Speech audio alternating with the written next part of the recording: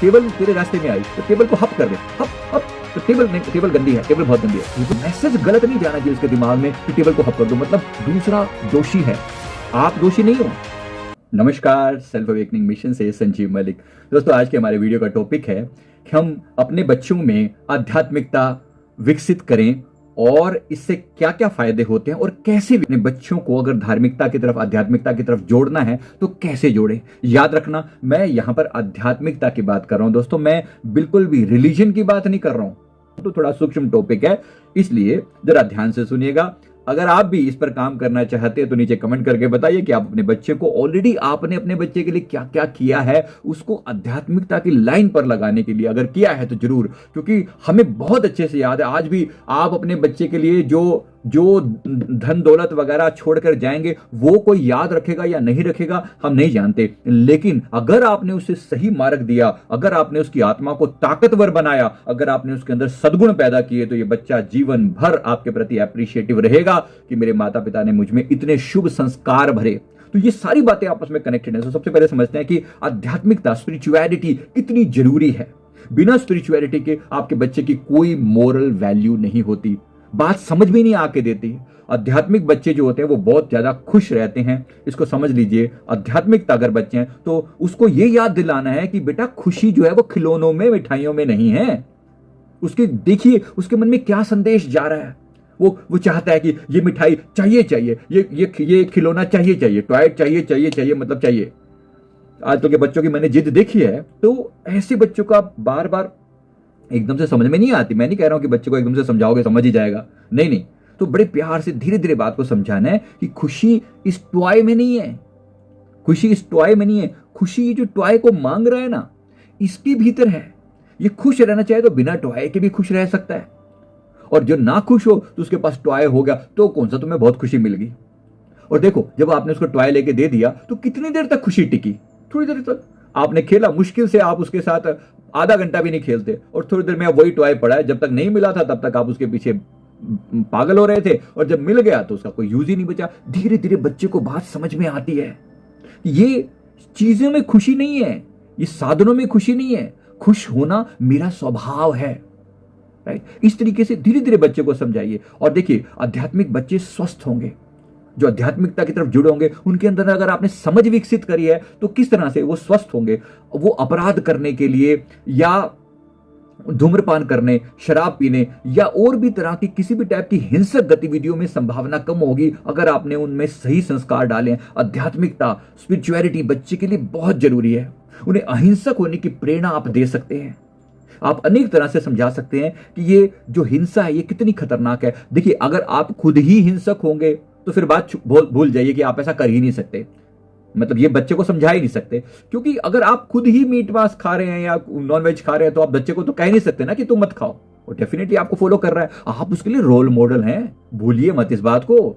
वो आपको देखकर कर रहा है अधिकतर चीजें को, वो आपके कहे को नहीं सुन रहा, वो आपके देखने को मान रहा है कि आप जो कर रहे हो उसकी कॉपी कर रहा है। वो कॉपी कैट टाइप का दिमाग है उसका। इसलिए ध्यान रखना, आपको पहले वही बनना पड़ेगा जो आप बच्चे को समझाना चाहते हैं। आध्यात्मिक बच्चे जो होंगे, स्पिरिचुअल बच्चे जो होंगे, उनका सेल्फ रिस्पेक्ट बड़ा हाई होता है और पॉजिटिव एनर्जी जनरेट करनी पड़ेगी, एफर्ट डालने पड़ेंगे आपको।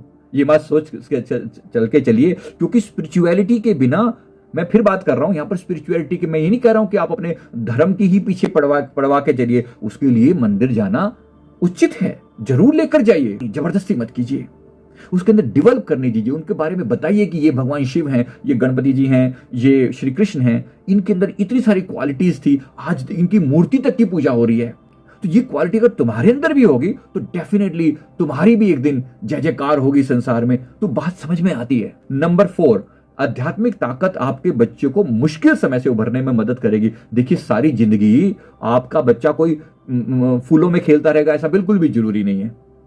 सारी जिंदगी फूलों में खेलता रहेगा बिल्कुल भी जरूरी नहीं है। दुनिया जब चपेट मारेगी, दुनिया जब थप्पड़ लगाएगी, प्रैक्टिकली जब संसार के अंदर वो जाएगा तो हर जगह से उसको वाहवाही नहीं मिलने वाली। उस समय जो ये अंदरूनी ताकत है, जो ये नेगेटिविटी से लड़ने की पावर आपने अपने बेटे या बेटी में डेवलप की है, याद रखना वो ताकत बड़ी काम आएगी उस समय में।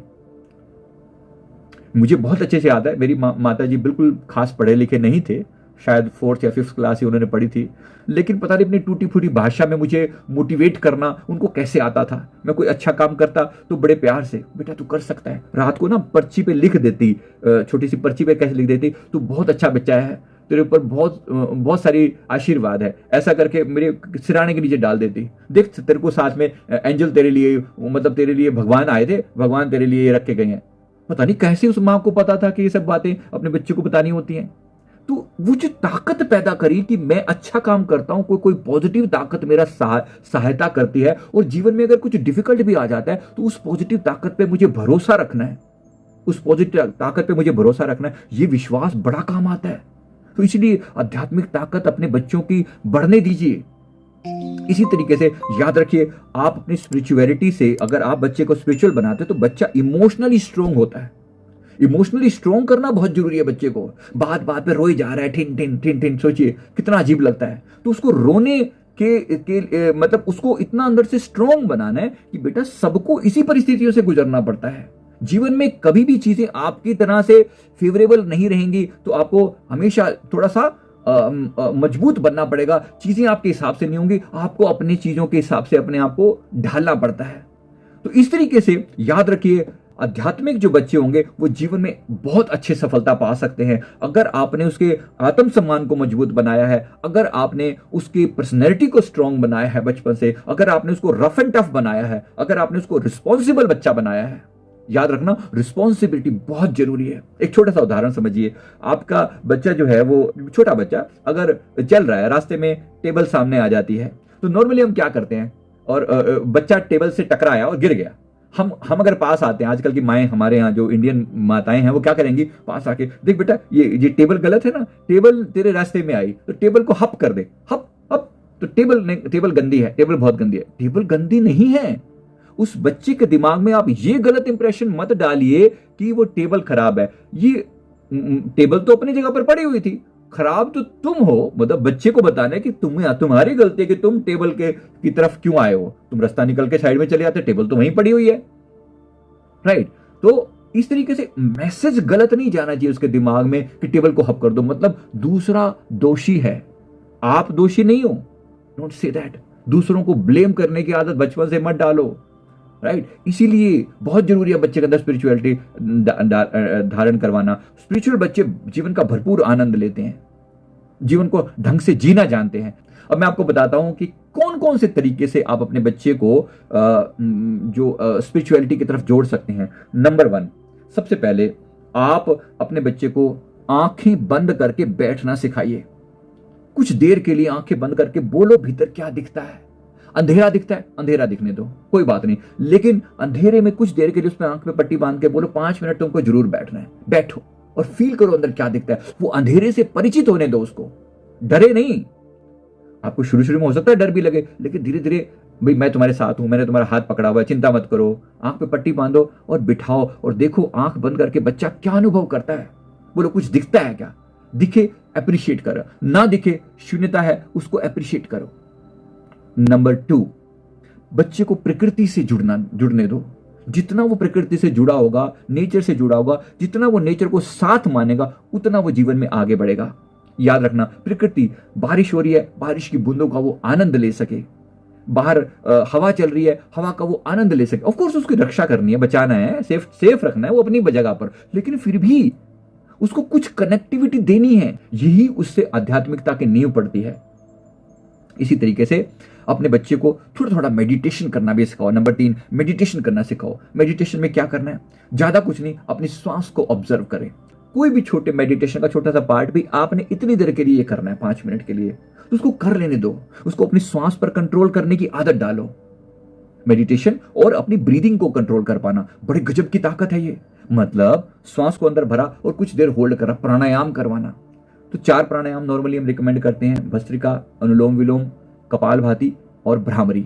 चाहे बच्चा 1-1 मिनट भी क्यों ना करे, लेकिन करे, सिखाओ, बड़ा कमाल हो जाता है। थोड़ी थोड़ी ये सीखना बच्चे को स्ट्रांग बना देती है, पावरफुल बना देती है। इसके साथ साथ बच्चे के अंदर पेशेंस डेवलप करने देना। मतलब ऐसा नहीं कि जब वो मांग करे तुरंत उसकी मांग पूरी कर दी, आप ऐसा नहीं करेंगे, बल्कि वेट करने दीजिए, उसके अंदर पेशेंस डेवलप होने दीजिए। एकदम उसकी हर बात को ऐसे पूरा नहीं करना नंबर 5, बच्चे को यूनिवर्स के साथ, एंजल्स के साथ कनेक्ट करो। यूनिवर्स के साथ एंजल्स कुछ इंडिकेट करते हैं, यूनिवर्स कुछ इंडिकेट करता है, यूनिवर्स की दिल की बात सुनना शुरू करे बच्चा। उसको बोलो कि कोई भी अच्छा काम करते हुए क्या अंदर खुशी होती है, कोई भी बुरा काम करते हुए क्या अंदर से कोई रोकता है। वो जो अंदर की आवाज है उसको सुनने की आदत डालना, बड़ा कमाल हो जाएगा, बहुत कमाल हो जाएगा।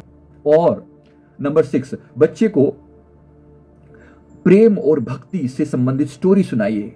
प्यार की, ध्रुव की कहानी, प्रहलाद की कहानी, उन बच्चों ने इतने स्ट्रॉन्ग डिटर्मिनेशन के साथ भगवान को याद किया और भगवान की ब्लेसिंग्स उन पर आई। आखिर इतना पावरफुल उनका डिटर्मिनेशन था, तो उनकी कहानियां बच्चे को सुनाओ, राइट। और नंबर 7, बच्चे को दूसरों की सेवा करने की आदत डालो। वो सेवा करे, माँ बाप के पैर दबाए, उनका आशीर्वाद ले सके, अपने काम खुद करे और दूसरों की भी हेल्प करे।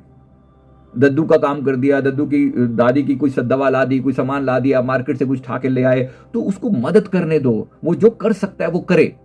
इस तरह से आप अपने बच्चे को सही दिशा दे पाएंगे और ये जो आपकी गाइडेंस है जिंदगी भर उसके लिए खजाने से कम नहीं होगा। मैं उम्मीद करता हूं बात आपको समझ में आ चुकी होगी।